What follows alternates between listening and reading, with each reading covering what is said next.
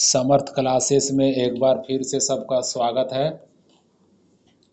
आज हम लोग देखेंगे दुग्ध विज्ञान से संबंधित क्वेश्चन। दुग्ध विज्ञान, दूध तथा उससे संबंधित उत्पादों के उद्योग को दुग्ध उद्योग क्या कहते हैं? दुग्ध उद्योग के नाम से जाना जाता है तथा दुग्ध उद्योग के विकास के लिए चल रहे कार्यों के अध्ययन दुग्ध उद्योग के विकास के लिए चल रहे कार्यों का अध्ययन कहलाता है दुग्ध विज्ञान, माने डेयरी साइंस कहते हैं इसको। संसार में दुग्ध उत्पादन में भारत प्रथम स्थान पर है एवं अमेरिका जो है यूएसए जो है दूसरे स्थान पर है। भारत में राष्ट्रीय डेयरी विकास बोर्ड यानी कि नेशनल डेयरी डेवलपमेंट बोर्ड की स्थापना 1965 ईस्वी में हुई। नेशनल डेयरी डेवलपमेंट बोर्ड की स्थापना 1965 ईस्वी में हुई। भारतीय डेयरी निगम माने इंडियन डेयरी कॉरपोरेशन की स्थापना, ये इम्पोर्टेंट है, इंडियन डेयरी कॉरपोरेशन की स्थापना आनंद गुजरात में, बहुत इम्पोर्टेंट है, आनंद गुजरात में 1970 में की गई, जिसका उद्देश्य ऑपरेशन फ्लड योजना को सफल बनाना।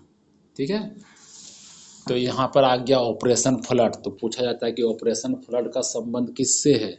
तो ऑपरेशन फ्लड का संबंध होता है दुग्ध उत्पादन से है। ठीक है, दुग्ध उत्पादन को बढ़ाना। नेशनल डेयरी विकास बोर्ड एवं भारतीय डेयरी निगम के सूत्रधार कौन थे? डॉक्टर वर्गीज कुरियन। मतलब जैसे ही आपका प्रश्न आएगा दूध उत्पादन बढ़ाने से या नेशनल डेयरी विकास बोर्ड या भारतीय डेयरी निगम, तो इसमें नाम आता है डॉक्टर वर्गीज कुरियन का। ठीक है, अब हम लोग फिर नेक्स्ट क्वेश्चन देखेंगे अगले पेज में।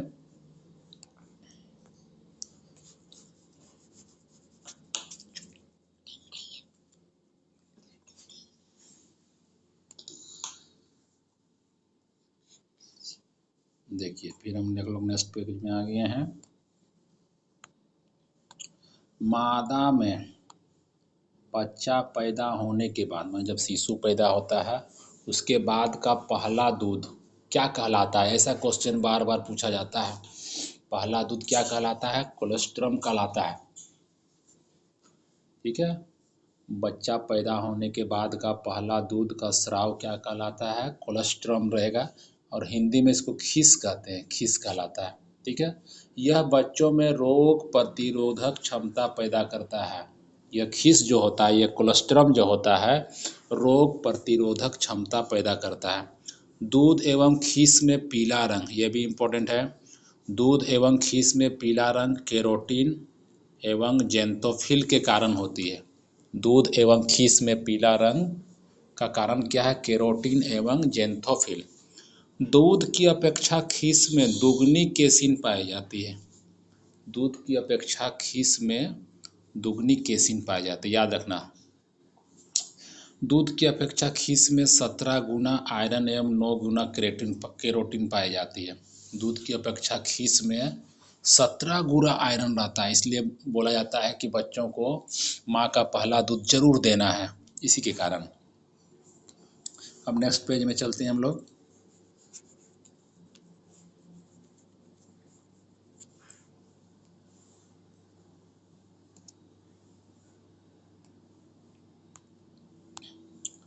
भैंस के दूध में पूछिए कि किसके दूध में सबसे अधिक चिकनाई होती है, मतलब वसा होती है किसके दूध में?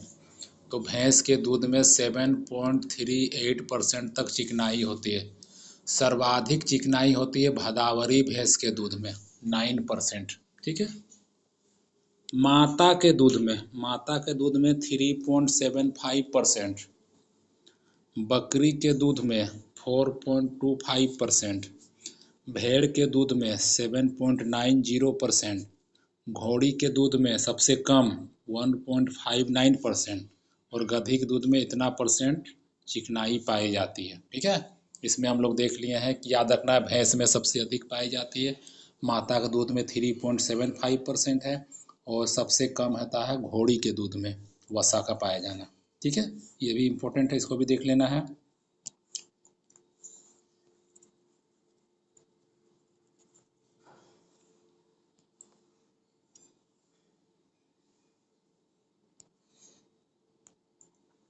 अब आ गया दूध का पीएच मान औसतन 6.6 दिया हुआ है, 6.4 भी रहता है, तो 6.4 से 6.6 वाला चलेगा। दूध का पीएच मान 6.6 होता है।